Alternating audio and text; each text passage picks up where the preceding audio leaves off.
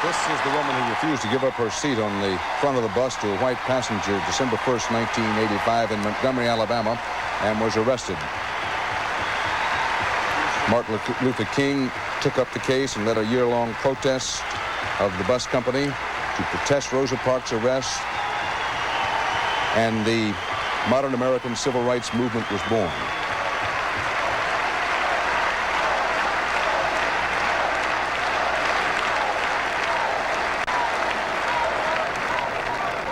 I want to express my deep love and appreciation for the support my family has given me over these past months.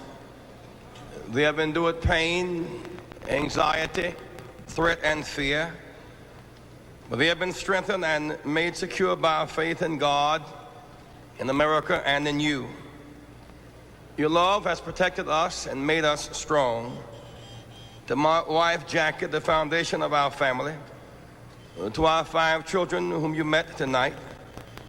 To my mother, Mrs. Helen Jackson, who is present tonight. And to our grandmother, Mrs. Matilda Burns. To my brother, Chuck, and his family. To my mother-in-law, Mrs. Gertrude Brown, who just last month, at age 61, graduated from Hampton Institute. A marvelous achievement.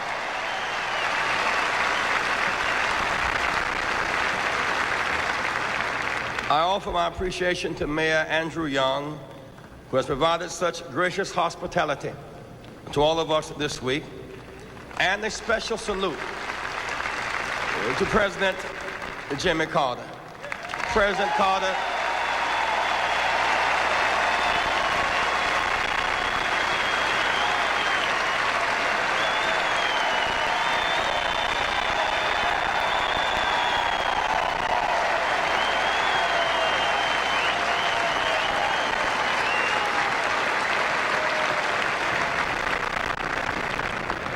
President Carter restored honor to the White House after Watergate. He gave many of us a special opportunity to grow.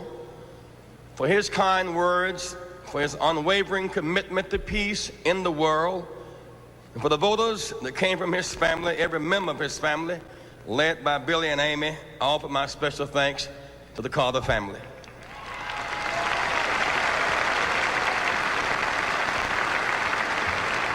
My right and my privilege to stand here before you has been won in my lifetime by the blood and the sweat of the innocent. 24 years ago, the late Fannie Lou Hamer and Aaron Henry, who sits here tonight from Mississippi, were locked out onto the streets in Atlantic City, the head of the Mississippi Freedom Democratic Party. But tonight, a black and white delegation from Mississippi is headed by Ed Cole, a black man from Mississippi, 24 years later.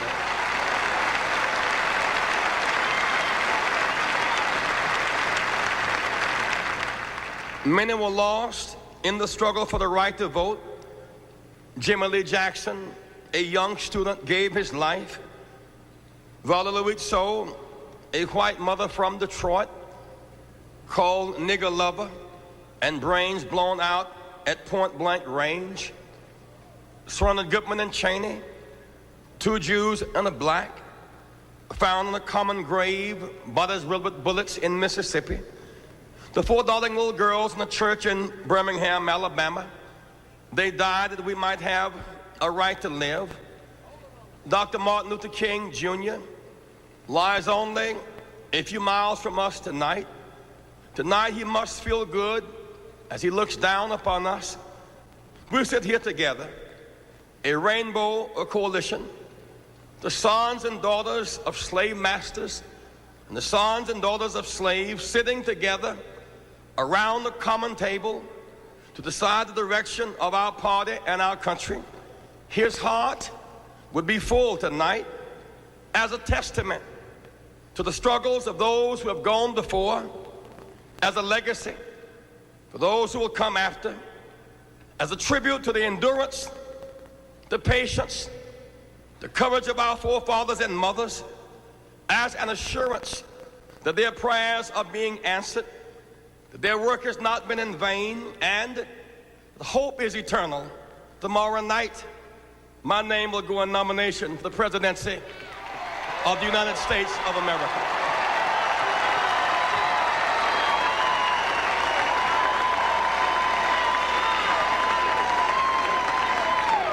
We meet tonight at the crossroads, a point of decision. Shall we expand, be inclusive, find unity and power, or suffer division and impotence? We come to Atlanta, the cradle of the old South, the crucible of the new South. Tonight there is a sense of celebration because we are moved, fundamentally moved from racial battlegrounds by law to economic common ground. The moral challenge to move to higher ground, common ground. Think of Jerusalem, the intersection where many trails met, a small village that became the birthplace for three great religions, Judaism, Christianity, and Islam. Why was this village so blessed? Because it provided a crossroads where different people met, different cultures, different civilizations could meet and find common ground. When people come together, flowers always flourish. The air is rich with the aroma of a new spring. Take New York, the dynamic metropolis. What makes New York so special is the invitation at the Statue of Liberty. Give me your tired, your poor, your huddled masses who yearn to breathe free, not restricted to English only. Many people, many cultures, many languages, with one thing in common: they yearn to breathe free, common ground. Tonight in Atlanta, for the first time in this century, we convene in the South, a state where governors once stood in schoolhouse doors, where Julian Bond was denied his seat in the state legislature because of his conscientious objection to the Vietnam War, a city that through its 5 black universities has graduated more black students than any city in the world. Atlanta, now a modern intersection of the New South. Common ground. That's the challenge of our party tonight. Left wing, right wing. Progress will not come through boundless liberalism, nor static conservatism, but at the critical mass of mutual survival, not at boundless liberalism, nor static conservatism, but at the critical mass of mutual survival. It takes 2 wings to fly. Whether you're a hawk or a dove, you're just a bird living in the same environment, in the same world. The Bible teaches that when lions and lambs lie down together, none will be afraid, and there will be peace in the valley. It sounds impossible. Lions eat lambs. Lambs sensibly flee from lions. Yet even lions and lambs find common ground. Why?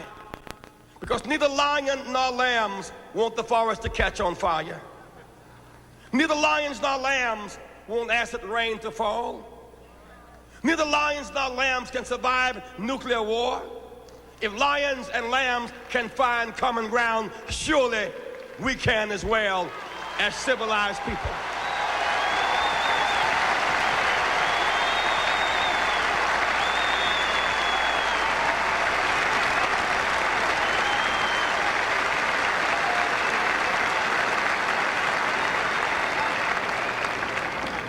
The only time that we win is when we come together.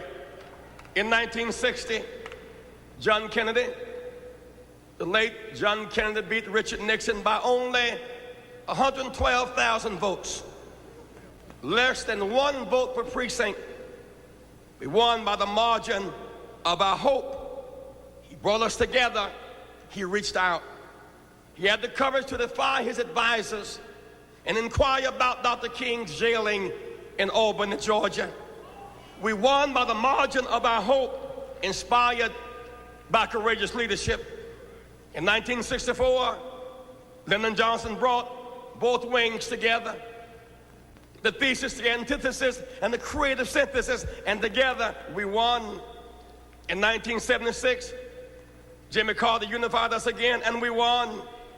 When we do not come together, we never win. In 1968, the division and despair in July led to our defeat in November. In 1980, rancor in the spring and the summer led to Reagan in the fall. When we divide, we cannot win. We must find common ground as a basis for survival and development and change and growth.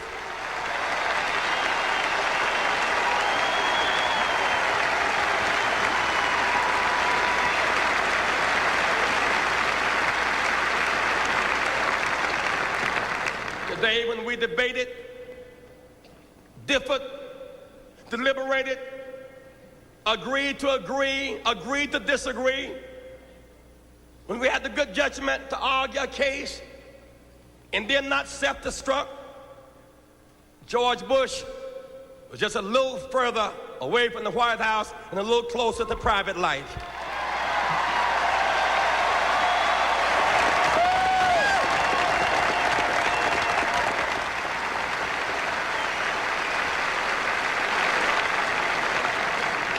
Tonight, I salute Governor Michael Dukakis.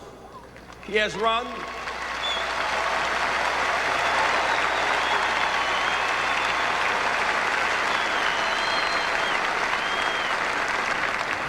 a well-managed and a dignified campaign.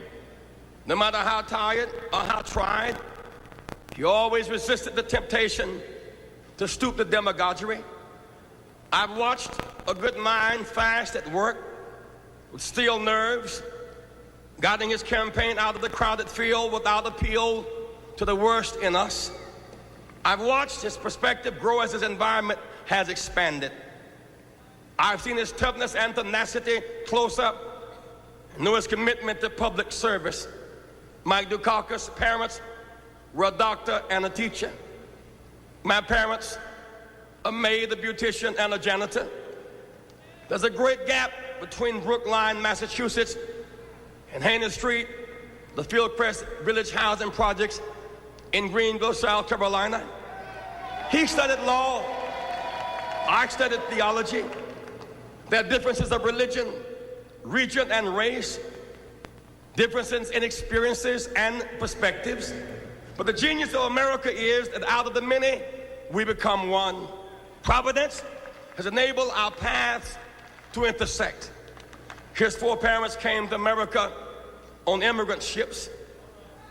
My foreparents came to America on slave ships. But whatever the original ships, we're in the same boat tonight.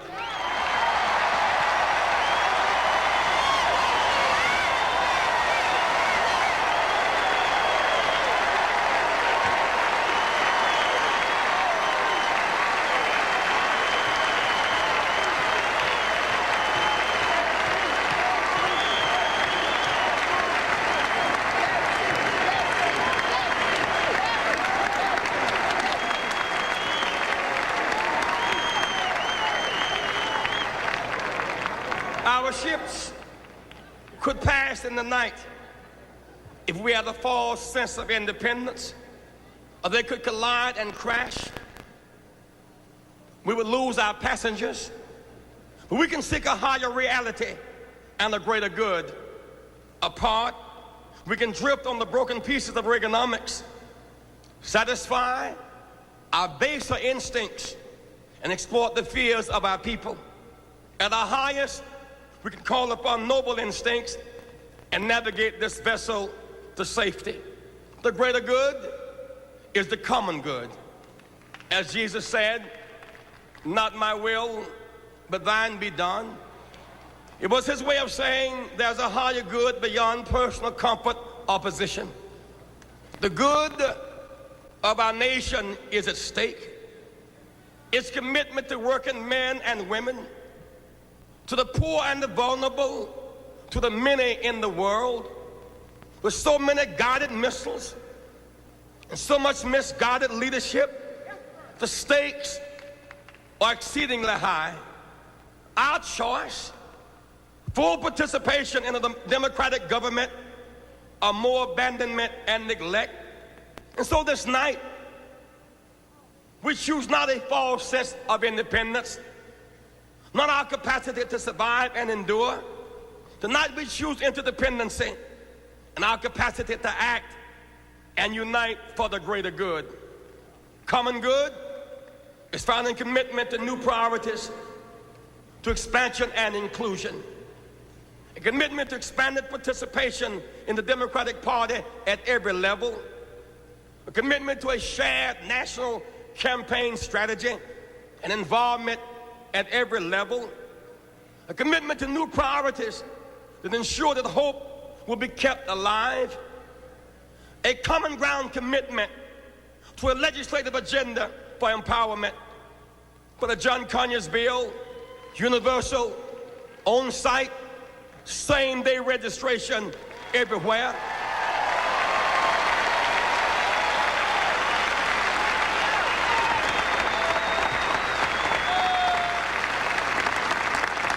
A commitment to D.C. statehood and empowerment. D.C. deserves statehood. A commitment to economic set-asides. A commitment to the Dellums bill for comprehensive sanctions against South Africa. A shared commitment to a common direction. Common ground. Easier said than done. Where do you find common ground? At the point of challenge. This campaign has shown that politics need not be marketed by politicians, packaged by posters and pundits. Politics can be a moral arena where people come together to find common ground. We find common ground at the plant gate that closes on workers without notice. We find common ground at the farm auction where a good farmer loses his or her land to bad loans or diminishing markets. Common ground at the schoolyard where teachers cannot get adequate pay and students cannot get a scholarship and can't make a loan. Common ground at the hospital admitting room where somebody tonight is dying because they cannot afford to go upstairs to a bed that's empty, waiting for someone with insurance to get sick. We are a better nation than that. We must do better.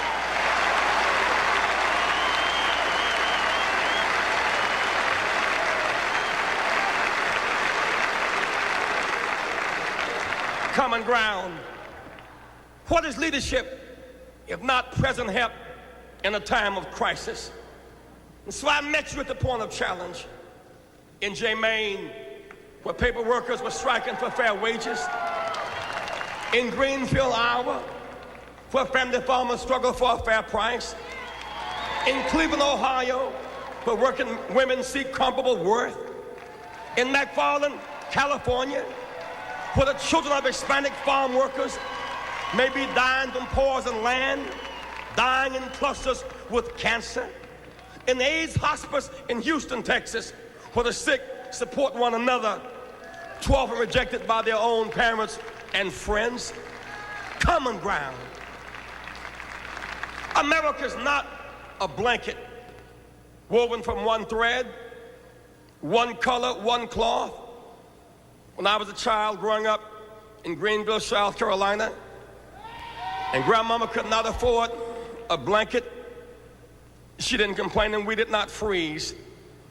Instead, she took pieces of old cloth, patches, wool, silk, gabardine, croquet sack, only patches, barely good enough to wipe off your shoes with. But they didn't stay that way very long. The sturdy hands and the strong cord, she sewed them together into a quilt, a thing of beauty and power and culture. Now, Democrats, we must build such a quilt. Farmers, you seek fair prices and you're right, but you cannot stand alone. Your patch is not big enough. Workers, you fight for fair wages, you're right, but your patch, labor, is not big enough. Women, you seek comparable worth and pay equity, you're right, but your patch is not big enough. Women, mothers who seek Head Start and daycare and prenatal care on the front side of life, rather than jail care and welfare on the back side of life, you're right, but your patch is not big enough. Students, you seek scholarships, you're right, but your patch is not big enough. Blacks and Hispanics, when we fight for civil rights, we are right, but our patch is not big enough. Gays and lesbians, when you fight against discrimination and a cure for AIDS, you are right, but your patch is not big enough. Conservatives and progressives, when you fight for what you believe, right wing, left wing, hawk, dove, you are right from your point of view, but your point of view is not enough. But don't despair. Be as wise as my grandmama. Pull the patches and the pieces together, bound by a common thread. When we form a great quilt of unity and common ground, we'll have the power to bring about health care and housing and jobs and education and hope to our nation. We the people can win.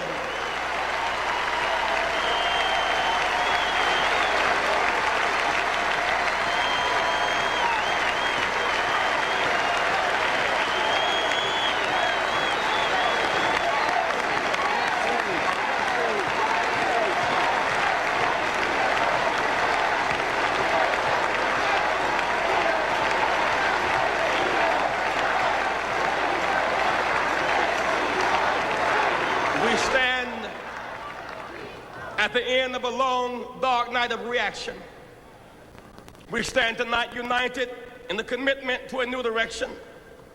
For almost 8 years, we've been led by those who view social good coming from private interests, who viewed public life as a means to increase private wealth. They have been prepared to sacrifice the common good of the many to satisfy the private interests and the wealth of a few. We believe in a government that's a tool of our democracy in service to the public, not an instrument of the aristocracy in search of private wealth. We believe in government with the consent of the governed, all for and by the people. We must now emerge into a new day with a new direction. Reaganomics, based on the belief that the rich had too much money, too little money, and the poor had too much. That's classic Reaganomics. It believed that the poor had too much money and the rich had too little money. So they engaged in reverse Robin Hood, took from the poor, gave to the rich, paid for by the middle class. We cannot stand 4 more years of Reaganomics in any version, in any disguise.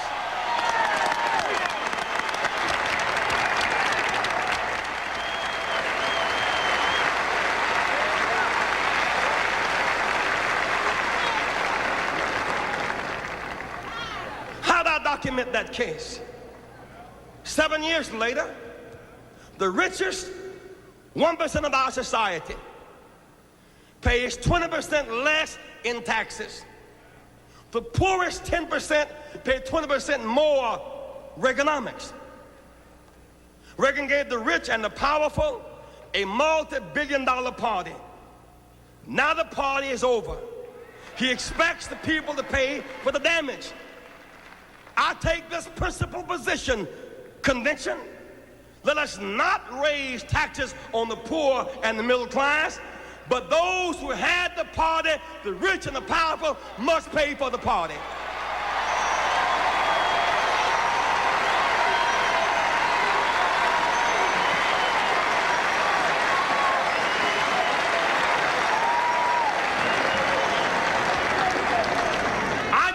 take common sense to high places. We're spending $150 billion a year defending Europe and Japan 43 years after the war is over. We have more troops in Europe tonight than we had 7 years ago. Yet the threat of war is ever more remote. Germany and Japan are now creditor nations. That means they got a surplus. We are a debtor nation, means we are in debt. Let them share more of the burden of their own defense. Use some of that money to build decent housing. Use some of that money to educate our children. Use some of that money for long-term health care. Use some of that money to wipe out these slums and put America back to work.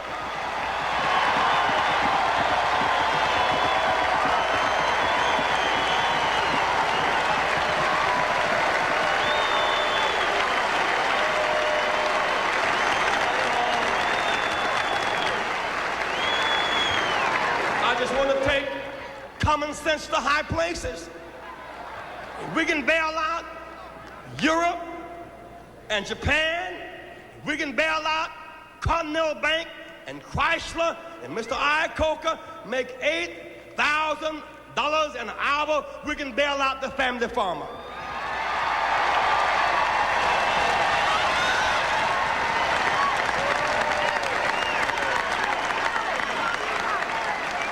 I just want to make common sense.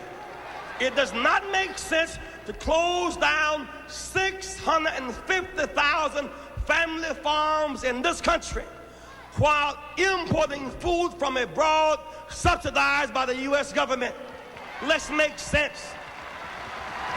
It does not make sense to be escorting oil tankers up and down the Persian Gulf, paying $2.50 for every $1 worth of oil we bring out, while oil wells are capped in Texas, Oklahoma, and Louisiana. I just want to make sense.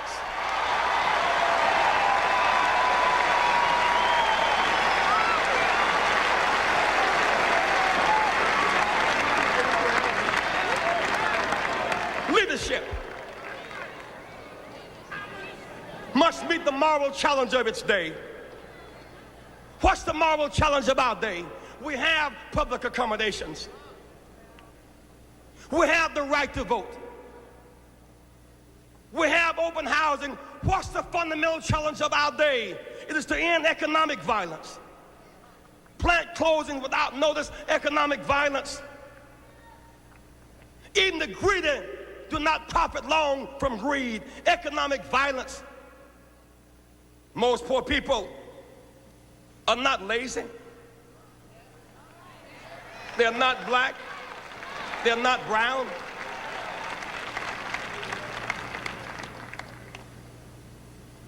They're mostly white and female and young. But whether white, black, or brown, a hungry baby's barely turned inside out is the same color. Call it pain. Call it hurt. Call it agony. Most poor people are not on welfare. Some of them are illiterate and can't read the want ad sections. And when they can't find a job that matches their dress. They work hard every day. I know.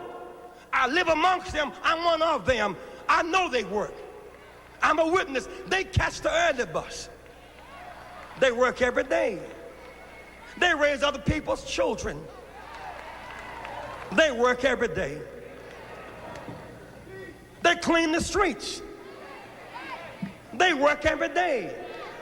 They drive dangerous cabs. They work every day.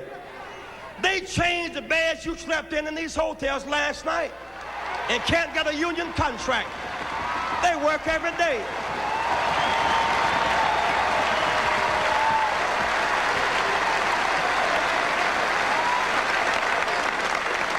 No, they're not lazy. Someone must defend them because it's right, and they cannot speak for themselves. They work in hospitals. I know they do. They wipe the bodies of those who are sick with fever and pain. They empty their bedpans.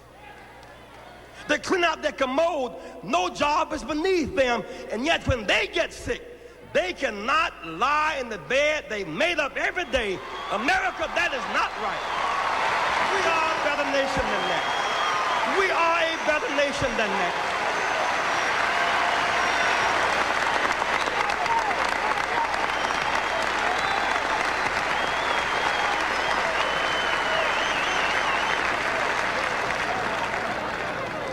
We need a real war on drugs. You can't just say no. It's deeper than that. You can't just get a palm reader or an astrologer. It's more profound than that.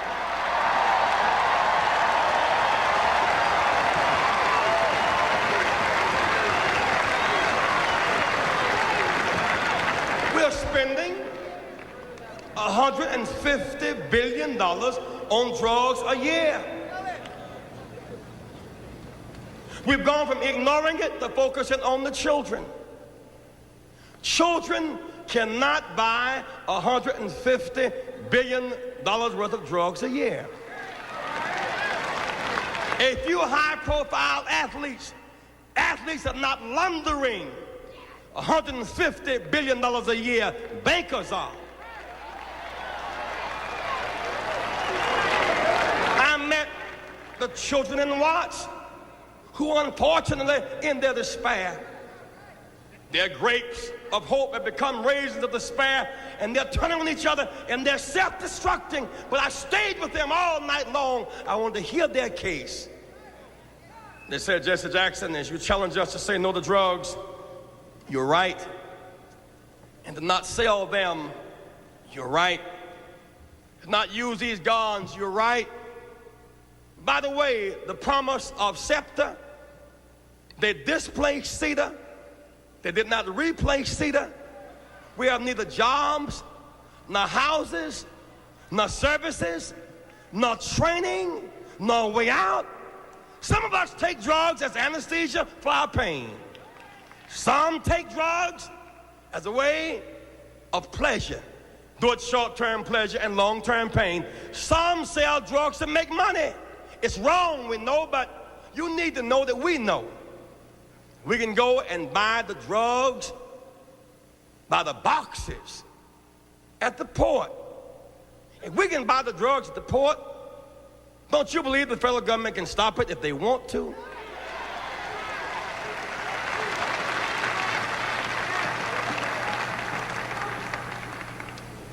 They say we don't have Saturday night specials anymore. They say we buy AK-47s and Uzas, the latest NATO weapons. We buy them across the counter on Long Beach Boulevard. You cannot fight a war on drugs unless and until you're going to challenge the bankers and the gun tellers and those who grow them. Don't just focus on the children. Let's stop drugs at the level of supply and demand. We must end the scourge on the American culture.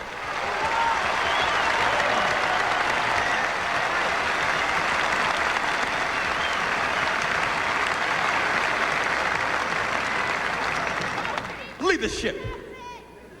What difference will we make? Leadership cannot just go along to get along.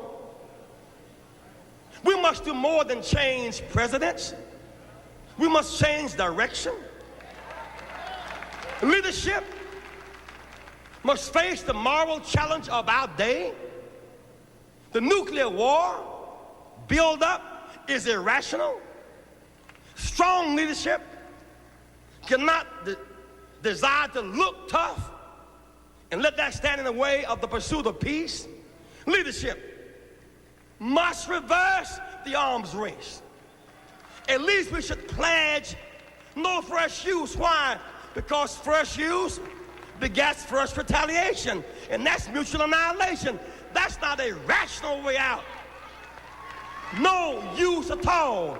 Let's think it out and not fight it out because it's an unwinnable fight. Why hold a card that you can never drop? Let's give peace a chance. Leadership. We now have this marvelous opportunity to have a breakthrough with the Soviets. Last year, 200,000 Americans visited the Soviet Union. There's a chance for joint ventures in the space, not Star Wars and the war arms escalation, but a space defense initiative. Let's build in the space together and demilitarize the heavens. There's a way out. America, let us expand. When Mr. Reagan and Mr. Gorbachev met, it was a big meeting. They represented together 1/8 of the human race. 7/8 of the human race was locked out of that room. Most people in the world tonight, half are Asian, 1/2 of them are Chinese. There are 22 nations in the Middle East. There's Europe, 400 million Latin Americans next door to us, the Caribbean, Africa, 500 million people. Most people in the world today are yellow, or brown, or black, non-Christian, poor, female, young, and don't speak English. In the real world, this generation must offer leadership to the real world. We're losing ground in Latin America, Middle East, South Africa because we're not focusing on the real world. That real world. We must use basic principles, support international law. We stand the most to gain from it. Support human rights. We believe in that. Support self-determination. We're built on that. Support economic development. You know it's right. Be consistent and gain our moral authority in the world. I challenge you tonight, my friends. Let's be bigger and better as a nation and as a party.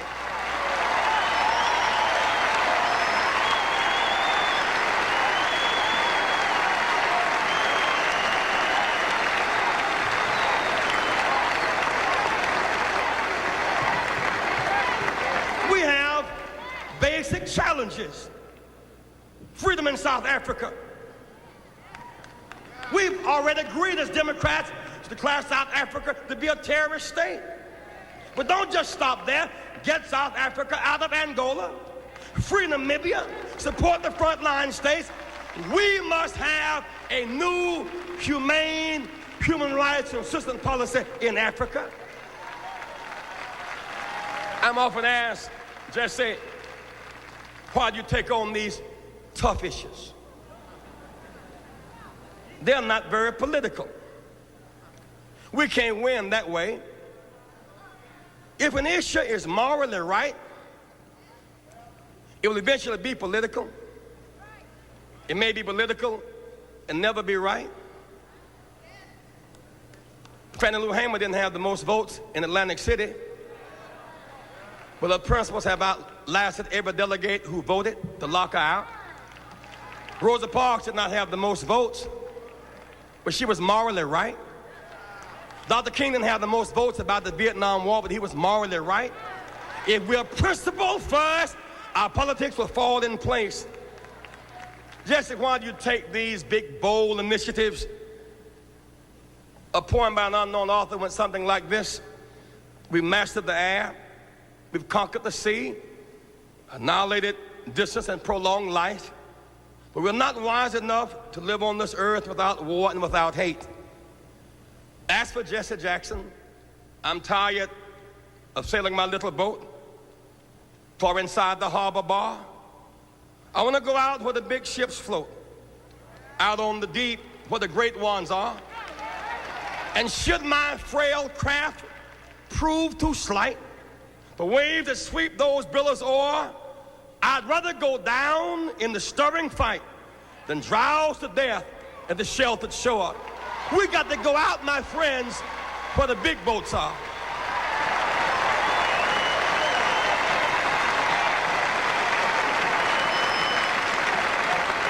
And then, for our children, young America, hold your head high now. We can win. We must not lose you to drugs and violence, premature pregnancy, suicide, cynicism, pessimism, and despair. We can win. Wherever you are tonight, I challenge you to hope and to dream. Don't submerge your dreams Exercise above all else. Even on drugs, dream of the day you're drug-free. Even in the gutter, dream of the day that you'll be up on your feet again. You must never stop dreaming. Face reality, yes, but don't stop with the way things are. Dream of things as they ought to be. Dream. Face pain, but love, hope, faith, and dreams will help you rise above the pain. Use hope and imagination as weapons of survival and progress, but you keep on dreaming, young America. Dream of peace. Peace is rational and reasonable. War is irrational in this age and unwinnable. Dream of teachers who teach for life and not for living. Dream of doctors who are concerned more about public health than private wealth. Dream of lawyers more concerned about justice and the judgeship. Dream of preachers who are concerned more about prophecy than profiteering. Dream on the high road with sound values. And then America, as we go forth to September, October, November, and then beyond, America must never surrender to a high moral challenge. Do not surrender to drugs. The best drug policy is a no first use. Don't surrender with needles and cynicism. Let's have no first use on the one hand, or clinics on the other. Never surrender, young America. Go forward. America must never surrender to malnutrition. We can feed the hungry and clothe the naked. We must never surrender. We must go forward. We must never surrender to illiteracy. Invest in our children. Never surrender and go forward. We must never surrender to inequality. Women cannot compromise ERA or comparable worth. Women are making 60 cents on the dollar to what a man makes. Women cannot buy meat cheaper. Women cannot buy bread cheaper. Women cannot buy milk cheaper. Women deserve to get paid for the work that you do. It's right and it's fair.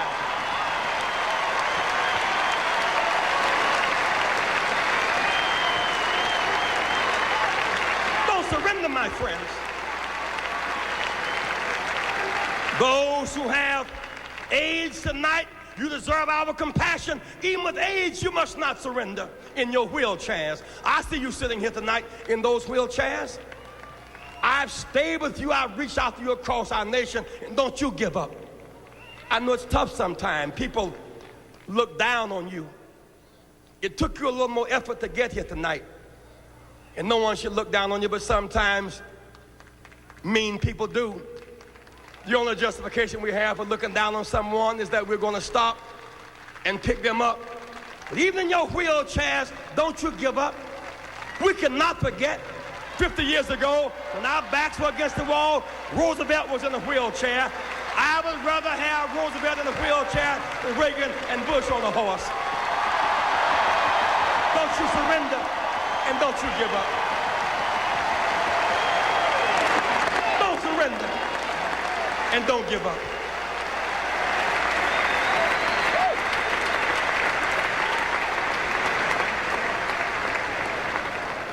Why can I challenge you this way? Jesse Jackson, you don't understand my situation. You'll be on television. You don't understand. I see you with the big people. You don't understand my situation. I understand. You see me on TV, but you don't know the me that makes me me. They wonder why does Jesse run? Because they see me running for the White House. They don't see the house I'm running from. I have a story.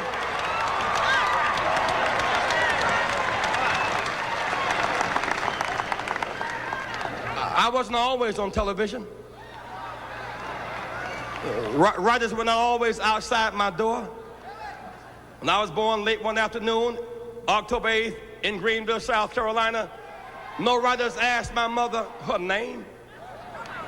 Nobody chose to write down our address. A mama was not supposed to make it, and I was not supposed to make it. You see, I was born to a teenage mother who was born to a teenage mother. I understand. I know abandonment and people being mean to you and saying you're nothing and nobody and can never be anything. I understand. Jesse Jackson is my third name. I'm adopted. When I had no name, my grandmother gave me her name. My name was Jesse Burns till I was 12. So I wouldn't have a blank space. She gave me a name to hold me over. I understand when nobody knows your name. I understand when you have no name. I understand. I wasn't born in the hospital. Mama didn't have insurance. I was born in the bed at house. I really do understand. Born in a 3-room house, bathroom in the backyard, slop job by the bed, no hot and cold running water. I understand. Wallpaper used for decoration? No, for a windbreaker. I understand. I'm a working person's person. That's why I understand you, whether you're black or white. I understand work. I was not born with a silver spoon in my mouth. I had a shovel programmed for my hand. My mother, a working woman. So many days she went to work early, with runs in her stockings. She knew better, but she rolled runs in her stockings so that my brother and I could have matching socks and not be laughed at school. I understand. At 3 o'clock on Thanksgiving Day, we couldn't eat turkey because Mama was preparing somebody else's turkey at 3 o'clock. We had to play football to entertain ourselves. And then around 6 o'clock, she would get off the Alta Vista bus, and we would bring up the leftovers and eat our turkey, leftovers, the caucus, the cranberries, around 8 o'clock at night. I really do understand. Every one of these funny labels they put on you, those of you who are watching this broadcast tonight in the projects, on the corners, I understand. Call you outcast, low down, you can't make it, you're nothing, you're from nobody, subclass, underclass. When you see Jesse Jackson, when my name goes in nomination, your name goes in nomination. I was born in the slum, but the slum was not born in me. And it wasn't born in you, and you can make it. Wherever you are tonight, you can make it. Hold your head high. Stick your chest out. You can make it. It gets dark sometimes, but the morning comes. Don't you surrender. Suffering breeds character. Character breeds faith. In the end, faith will not disappoint. You must not surrender. You may or may not get there, but just know that you are qualified and you hold on and hold out. We must never surrender. America will get better and better. Keep hope alive. Keep hope alive. Keep hope alive on tomorrow night and beyond. Keep hope alive. I love you very much. I love you very much.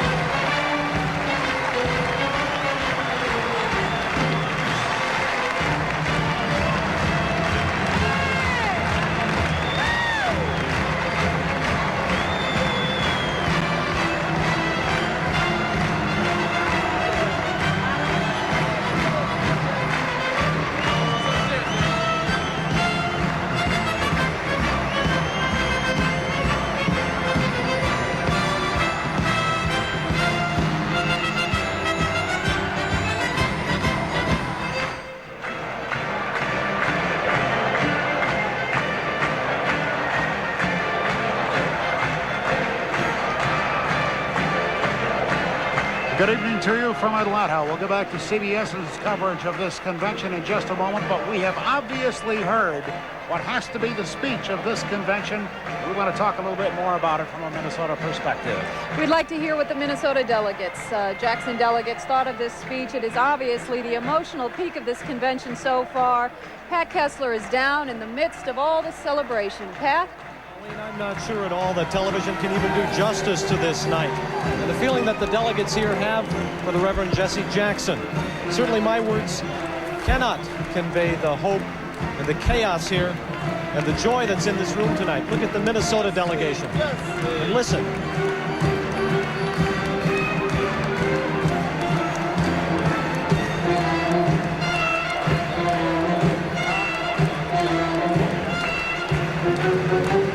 All night long, there have been tears and smiles, many more tears than smiles.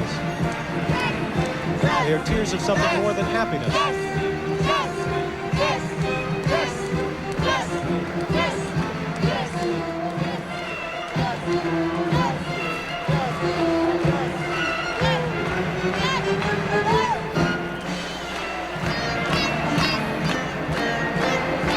Jesse Jackson is now making his way off the podium. The demonstration is still going on. Why is this important to you? Because we're talking about America here. You know, I believed in fairy tales when I was a child too, but as an adult, I understand what Reverend Jesse Jackson is talking about. Where are you from? I live in Minneapolis. I was born and raised in Minneapolis, and I work for Hennepin County in Why are you crying? Because of what he said.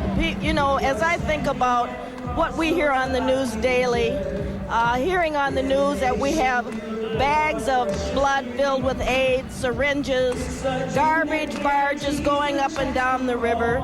Those kinds of things distress me. When I listen to the grape farmers talking about the boycott and the pesticides on the grapes that can't be washed off, I just wonder if we're really listening or are we hell-bent on killing ourselves. Thank you. Let's listen to the music here tonight. That's the principle that keeps this country great. Proves the dream of America. Make us stand, make it real America by joining hands as we stand for Jesse Jackson. Send a message to the world that together we intend to prove the dream.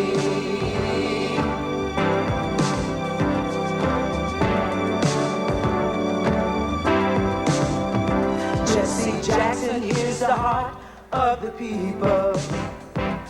Let's stand with him and bring about a change. Now's the time to make a choice. Let's raise one mighty voice and get this precious dream underway. Prove the dream, America. Make us stand, make it real, America, by joining hands as we stand for Jesse Jackson. Send a message to the world that together we intend to prove the dream. No victory without participation. No prize unless you get into the race. Come join with us and build a living rainbow. And by his lights, show the world a better way. Now's the time to move into a new direction. Jobs, peace, and justice are the order of the day. What it comes down to is he's the only one to do it. Let's make America a better place. Prove the dream, America. Make us stand, make it real, America, by joining hands as we stand.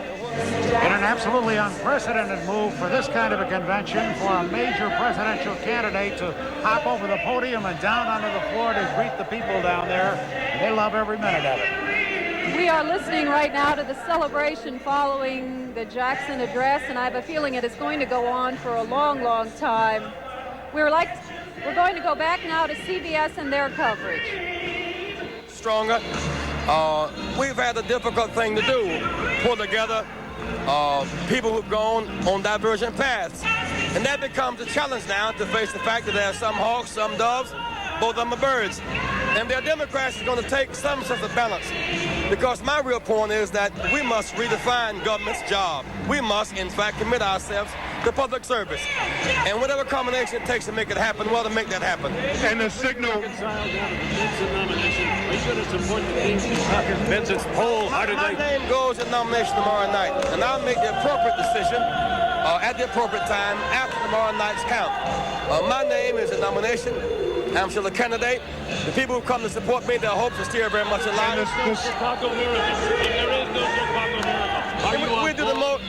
We then do the most logical thing, and that is to put together a ticket and a team. Because that becomes the key. When I look back at these elections, when we won, even unified, we won barely. And so, in one sense, every vote does count, and everybody's help will be needed to win. Is that the signal to your delegates? Oh, that has not yet been determined. If Governor Dukakis and I sit down and talk about the matter, then he will have to determine what roles he wants people to serve. There's a lot of work to be done. You must put together a broad-based team. In our meeting the other day, he talked about my having direct access to him. But then beyond that, putting together a strategy beyond Atlanta should happen after Atlanta. Are you going to clear what you say on the road in campaigning with the Dukakis campaign? Or are you pretty much going to say what you think? Of course I'll say what I think. And I'm intelligent enough to know what to think and what to say. I've been saying what I want to say for a long time. And of course, what have I been saying? I've been saying stop drugs from coming in, stop jobs from going out, invest in people, reinvest in America. That's the winning message. What if you say things that conflict with the Dukakis position? Well, for the most part, let's look at making good judgment. You ought to be able to see from today's debate and deliberation that we have enough judgment and sensitivity not to do things that would make us self-destruct. We intend to win. It's good news for us, it's bad news for the Republicans. And the signal tonight was support the ticket.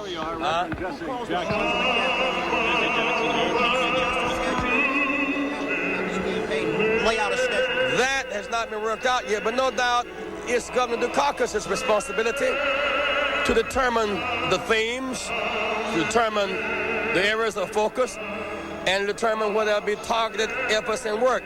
In many ways, once we leave Atlanta, it's his shot to call. There'll be some of us on that team who have a commitment to the broader good. For example, in these last 7 years, and this is abiding with me, there's been a radical cutback in affordable housing. People are homeless. People are malnourished. And so if we address those real needs, people are going to respond, and we're going to win, and that's good campaigning. One final question. Your message tonight to your delegates, is it flat out? Well, Ed Bradley on the floor, among others, with Jesse Jackson. Keep in mind, Ed Bradley, tall fellow, tall enough to play small forward for a lot of basketball teams, having to really reach up there with Reverend Jackson just at the bottom, below the podium where he spoke. And the Reverend Jackson repeating much of what he said in news conferences over the last 24 to 36 hours, basically that it's not defined with any great specifics yet as to what his role in the campaign is going to be, and that he and Michael Dukakis still have some talking to do about that. At the moment, the hall is engaged in another sing-along. My sense is that maybe we ought to go down and take a listen to that for at least a few minutes.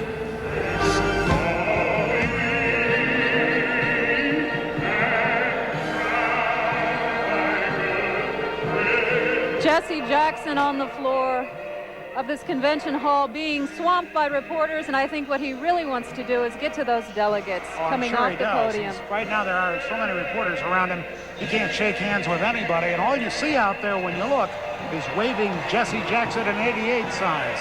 More of them on the floor tonight than there really are delegates for him, because as with the Minnesota delegation, many of the Dukakis people simply turned over their floor passes so Jackson's people could be on the floor.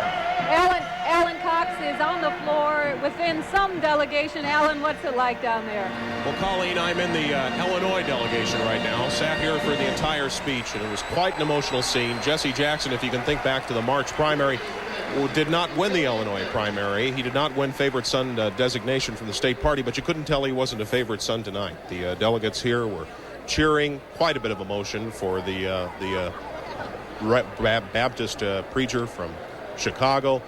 Many people responding as he called out. Senator Paul Simon sitting behind us, applauding at several points during the speech. If I can reach over here and speak with one of the delegation members. Well, I think I'm going to have to pause here because the benediction is coming up, but a very emotional moment in Illinois. Skip? All right, thank you, Alan. Well, the word emotional doesn't go nearly far enough to describe how the people in this convention hall felt tonight. The spell he cast, really, over those not only in this hall, but perhaps watching on television. And that's the real key, I think. If Jesse Jackson created the kind of spell in America and with his supporters across the country that he created here, then Mike Dukakis stands a pretty good chance in November. If that doesn't translate across country beyond this convention hall, then there's still some problems out there to be worked out. And Jesse Jackson tonight praised Michael Dukakis. He said there is no way we can win unless we are together. He made that unity point, that common ground point over and over and over again tonight. And he made it very eloquently. In fact, the quilt comparison was absolutely superb, but I thought, I don't know about you, I thought the one that struck me the most was the lion and the lambs laying down together. If lion and lambs can find common ground, surely we can as well as civilized people. Seems to sum it up pretty much. He also made a point that he's made so many times before, but it is so well received. He said,